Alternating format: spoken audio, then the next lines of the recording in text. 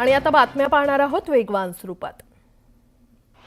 भारताचा किरकोळ महागाई दर गेल्या वर्षीच्या तुलनेत 5.22% घसरला। 4 महिन्यांच्या निच्चांकी पातळीवर हा पोहोचलेला आहे आणि याचं मुख्य कारण नाशवंत अन्नपदार्थांच्या किमतींमध्ये झालेली घट असल्याचं मानलं जातंय आणि यामुळे राष्ट्रीयकृत बँकेकडून व्याजदरात कपात होण्याची अपेक्षा वाढली आहे।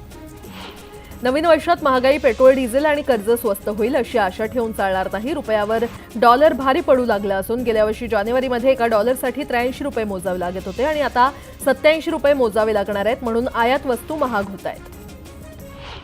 बंगालच्या उपसागरातून येणाऱ्या बाष्पयुक्त वाऱ्यामुळे विदर्भ आणि मध्य महाराष्ट्रात 2 दिवस ढगाळ हवामान राहण्याचा आणि तुरळक ठिकाणी हलका पाऊस पडण्याचा अंदाज आहे। हवामान खात्यानं दिलेल्या माहितीनुसार बंगालच्या उपसागरावर वाऱ्याची चक्रीय स्थिती निर्माण झाली आहे। नागपूर ते गोवा शक्तीपीठ महामार्गासाठीची थांबवण्यात आलेली भूसंपादन प्रक्रिया पुन्हा सुरू करण्याचा निर्णय घेण्यात आलाय। आठवड्याभरात भूसंपादनाला सुरुवात होणार आहे आणि महामार्गाला विरोध करण्यात येत असलेल्या कोल्हापूर जिल्ह्यातील भाग वगळता 11 जिल्ह्यातील भूसंपादनाच्या कामाला सुरुवात केली जाणार आहे। शहरातील वाढत्या वाहतूक कोंडी आणि प्रदूषणावर प्रतिबंध घालण्यासाठी महाराष्ट्राचं सरकार जपानच्या पायवाटेवरून जाण्याची शक्यता आहे। नवीन गाडी घ्यायची असेल तर पार्किंग सर्टिफिकेट असणं गरजेचं राहणार आहे, अन्यथा महाराष्ट्रात वाहन खरेदी करणं शक्य होणार नाही। मकर संक्रांत आणि पोंगल या सणांमुळे 15 जानेवारीला होणारी यूजीसी नेट परीक्षा पुढे ढकलण्यात आली आहे। एनटीएनं ही परीक्षा स्थगित केली असून परीक्षेची नवीन तारीख लवकरच जाहीर होणार असल्याचं सांगितलंय। शिक्षण हक्क कायद्याअंतर्गत खासगी शाळांमधील 25% राखीव जागांसाठी विद्यार्थी नोंदणी प्रक्रिया आजपासून सुरू करण्यात येते। राज्यभरातील 1,08,000पेक्षा अधिक जागा प्रवेशासाठी उपलब्ध असून पालकांना 14 ते 27 जानेवारी या कालावधीमध्ये ऑनलाईन अर्ज भरता येणार आहेत। पर्यटकांच्या सुरक्षिततेसाठी राज्यात पर्यटन पोलीस नेमण्यात येणार असून नाशिक येथील रामकाल पथ विकास आणि सिंधुदुर्ग येथील समुद्रातील पर्यटन हे प्रकल्प वॉररूमशी जोडण्यात येतील। केंद्र आणि राज्य शासनाकडून राबवण्यात येणारं पर्यटन प्रकल्प गतीनं पूर्ण करण्यास प्राधान्य द्यावं असे आदेश मुख्यमंत्र्यांनी दिले। सिडको घरांसाठी अनेक जाचकटी शिथिल करण्याबाबत सिडको अध्यक्ष संजय शिरसाट यांनी संकेत दिलेले आहेत। त्यात एक घर असतानाही दुसरं घर घेण्याची अट काढण्याचाही निर्णय घेतला जाऊ शकतो। लवकरच बोर्ड बैठकीमध्ये यावर निर्णय होतील अशी माहिती संजय शिरसाट यांनी दिली आहे। तीर्थराज प्रयागराज इथे महाकुंभाची भव्य सुरुवात झालेली आहे। पौष पौर्णिमा स्नान उत्सवानंतर आज महाकुंभाचं अमृत स्नान होतंय। महाकुंभमेळ्यातील पहिलं अमृत स्नान हे सकाळी 6:15 वाजल्यापासून सुरू झालंय। सर्व 13 आखाड्यांमधील लाखो संत आणि भक्त संगमाच्या पवित्र पाण्यात स्नान करणार आहेत। मुख्यमंत्री योगी आदित्यनाथ यांनी शाही स्नानाचं नाव बदलून अमृत स्नान असं केलेलं आहे। तर झेंडे आणि बँड घेऊन अंघोळीसाठी एक आखाडे पुढे जात आहेत। आचार्य महामंडलेश्वर आणि मंडलेश्वर भव्य रथावर विराजमान होऊन स्नानासाठी मार्गस्थ होत आहेत। नागासंत शस्त्रांसह संगमात सर्वप्रथम स्नान करतील आणि सर्वप्रथम आखाड्यातील मूर्ती आणि शस्त्रांना स्नान घालण्यात येते।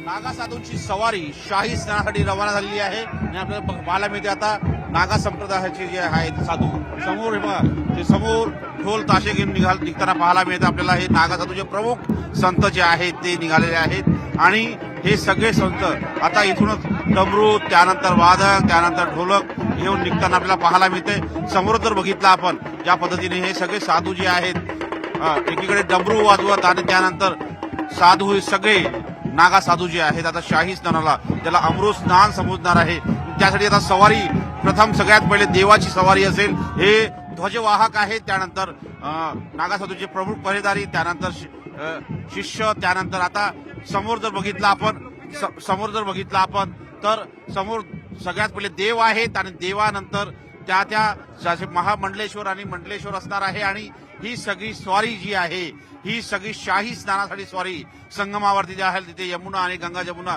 सरस्वतीचं शाही स्नान झालेलं आहे। आणि या सगळ्यांसोबत जर बघितलं हे सगळे साधू इथून निघताना आपल्याला पाहायला मिळतंय आणि हे सगळे साधू जे आहेत हे संत महंत आता सर्वात प्रथम आपल्याला पाहायला मिळतंय देव जाताना दिसत आहे आता आणि त्यानंतर नागा साधू जाताना आपल्याला पाहायला मिळणार आहे। आणि महत्वाचं म्हणजे इथून हे सर्व थेट संगमावर जाणार आहे। प्रयागराजवरून व्हिडिओ मुनमुनसह प्रशांत रामदास, न्यूज 18 लोकमत। टोरेस गुंतवणूक घोटाळा 38 कोटी रुपयांवर पोहोचला असून हे प्रकरण आता गंभीर झालंय आणि त्यामुळे भारतीय अर्थव्यवस्थेचं नुकसान झालंय असा दावा आर्थिक गुन्हे अन्वेषण विभागानं विशेष न्यायालयामध्ये केलेला आहे. गुंतवणुकीवर जास्त पैशांचं आमिष दाखवून 1.25 लाख नागरिकांना कोट्यावधींचा गंडा घालणाऱ्या टोरेस कंपनीच्या मुळाशी पोहोचणं गरजेचं आहे. फसवणूक करणाऱ्या युक्रेनियन नागरिकांचा शोध घ्यायचा आहे. आरोपींची सुटका करू नये असा जोरदार युक्तिवाद राज्य सरकारच्या वतीनं सत्र न्यायालयामध्ये करण्यात आलाय. राज्य सरकारनं 10 महिन्यांपूर्वी रिक्षा आणि मीटर टॅक्सीधारकांसाठी कल्याणकारी मंडळाची स्थापना करत त्यासाठी 50 कोटींचा निधी मंडळाच्या खात्यावर जमा केला. प्रतिनियुक्तीवर 4 अधिकाऱ्यांकडे अधिभार देखील देण्यात आला. मात्र मंडळाला अद्याप कार्यालयच नसल्यानं प्रत्यक्षात कामकाजाला सुरुवात झालेली नाही. एआयमुळे पुढील 3 ते 5 वर्षात जागतिक बँकिंग क्षेत्रातील 2 लाख नोकऱ्या संपतील असा इशारा ब्लूमबर्ग इंटेलिजन्सनं दिलेला आहे. एआयमुळे कर्मचारी संख्येमध्ये 3% कपात होण्याची शक्यता आहे असं अधिकाऱ्यांनी म्हटलंय.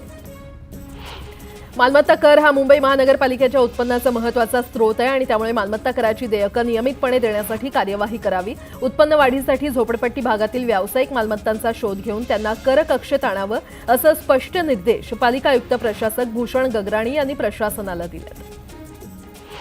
राज्य सरकारच्या पर्यटन विभागानं गेल्या वर्षी जानेवारीमध्ये आयोजित केलेला 8 दिवसांचा मुंबई फेस्टिवल यंदा गुंडाळण्यात आलाय. तिजोरीवर पडणाऱ्या अतिरिक्त खर्चाला कात्री लावण्याच्या फडणवीस सरकारच्या धोरणाचा हा भाग असल्याचं सांगण्यात येतंय. मुंबई आणि नवी मुंबईला जोडणाऱ्या अटल सेतूला 1 वर्ष पूर्ण झालंय. वर्षभरात अटल सेतूवरून 83 लाख वाहनं धावली आहेत आणि या सेतूवरून दररोज सरासरी 22,689 वाहनं प्रवास करतात. थंडीमुळे हिवाळ्यामध्ये विजेची मागणी कमी होत असली तरी यंदा शनिवारी राज्यात 25,808 मेगावॅट इतकी आतापर्यंतच्या विक्रमी विजेची मागणी नोंदवली गेलेली आहे. महावितरणानं यापूर्वीच नियोजन केल्यानुसार कोणतीही अतिरिक्त वीज खरेदी न करता ही मागणी पूर्ण केली आहे. महारेराकडे नवीन गृहनिर्माण प्रकल्पांच्या नोंदणीमध्ये मदत करणाऱ्या स्वयंनियामक संस्थांच्या प्रतिनिधींचा कालावधी 2 वर्षांसाठी मर्यादित करण्याचा निर्णय महारेरानं घेतलाय. प्रतिनिधींचे हितसंबंध आणि मक्तेदारी निर्माण होऊ नये यासाठी हे पाऊल उचलण्यात आलंय.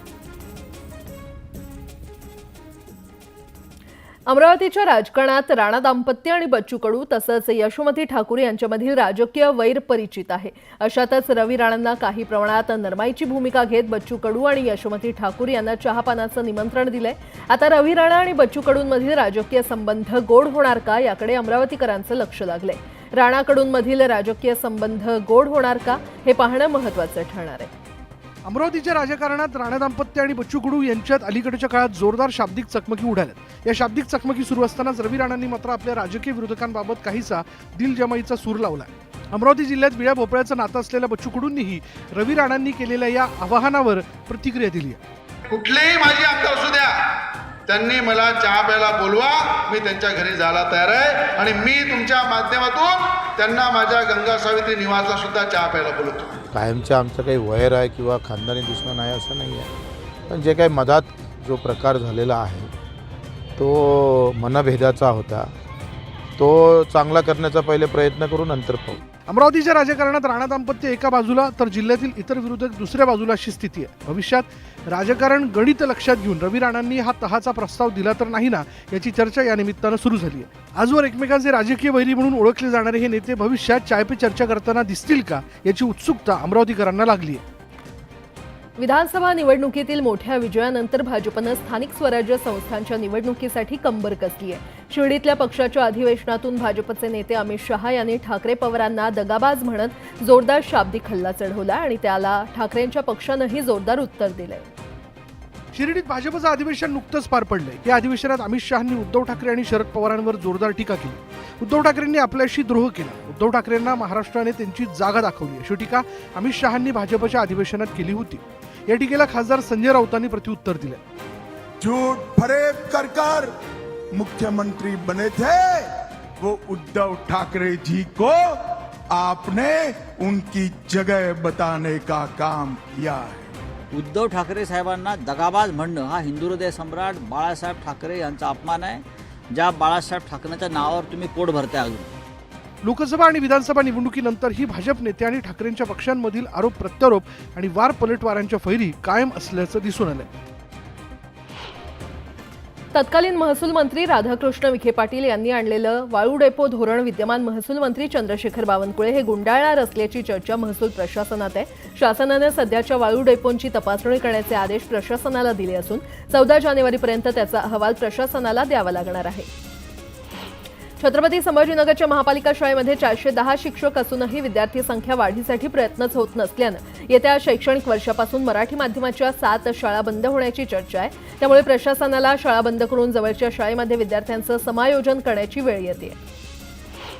शेगावात अचानक केस गळती होऊन टक्कल पडण्याचं प्रमाण वाढलंय. आतापर्यंत बाधा झालेल्यांची संख्या 156 वर पोहोचली आहे. मात्र अद्यापही वैद्यकीय अहवाल प्राप्त झालेला नाहीये आणि या प्रकरणी ICMR पथक बाधित गावांची भेट घेणार आहे. मकर संक्रांतीच्या पूर्वसंध्येला नांदेडच्या सचखंड गुरुद्वारामध्ये लोहरी सण साजरा करण्यात आला. यावेळी शीख आणि पंजाबी नागरिकांनी अग्नीला गूळ तीळ अर्पण केले. संत बाबा कुलवंत सिंगजी यांच्या हस्ते शेकोटी पेटवण्यात आली. मंचरमध्ये लाखो भाविकांचं श्रद्धास्थान असलेल्या थापलिंग खंडोबा देवाच्या 2 दिवसीय यात्रोत्सवाला मोठ्या उत्साहात सुरुवात झाली आहे. लाखो भाविकांनी भंडाऱ्याची उधळण करत खंडोबाचं दर्शन घेतलं. शेतकऱ्यांच्या फायद्यासाठी सोयाबीन खरेदीसाठी मुदतवाढ देण्याची मुख्यमंत्री देवेंद्र फडणवीस यांची विनंती केंद्रीय कृषी मंत्री शिवराज सिंह चौहान यांनी मान्य केली आहे. आता ही मुदत 31 जानेवारीपर्यंत वाढवलेली आहे. गेल्या काही दिवसात कांद्याचे भाव झपाट्यानं घसरले आहेत आणि ज्यामुळे शेतकऱ्यांमध्ये चिंतेचं वातावरण आहे. मागील आठवड्याभरात कांद्याच्या भावात जवळपास 21% घसरण झाली आहे. स्वित्झर्लंडमधील दावोसमध्ये 20 ते 24 जानेवारी दरम्यान होणाऱ्या जागतिक आर्थिक परिषदेच्या माध्यमातून राज्यात अधिकाधिक गुंतवणूक करण्यासाठी महायुती सरकारनं जोरदार तयारी सुरू केली आहे. गेल्या वर्षी सरकारनं दावोसमध्ये 3,53,000 कोटींचे सामंजस्य करार केले होते आणि यंदा त्याच्या दुप्पट म्हणजेच सुमारे 7 लाख कोटींच्या गुंतवणुकीचे करार करण्याची तयारी केली जाते. धनंजय मुंडेंचा निकटवर्तीय मानल्या जाणाऱ्या वाल्मिक कराडवर खंडणी प्रकरणी गुन्हा दाखल आहे. सध्या तो पोलीस कोठडीमध्ये असून त्याची पोलीस कोठडी आज संपेल आणि त्यामुळे आज वाल्मिक कराडला बीडच्या केज न्यायालयामध्ये हजर केलं जाणार आहे.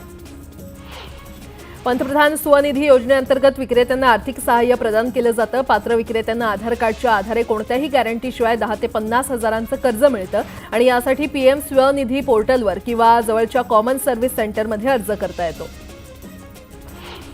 उपमुख्यमंत्री एकनाथ शिंदेंच्या शिवसेनेची मुंबईतील रंगशारदा सभागृहात महत्त्वाची बैठक पार पडली. शिवसेना प्रमुख बाळासाहेब ठाकरेंच्या स्मारकाच्या अध्यक्षपदावरून उद्धव ठाकरेंची हकालपट्टी करावी असा ठराव शिवसेनेच्या बैठकीमध्ये सर्वानुमते मंजूर करण्यात आला.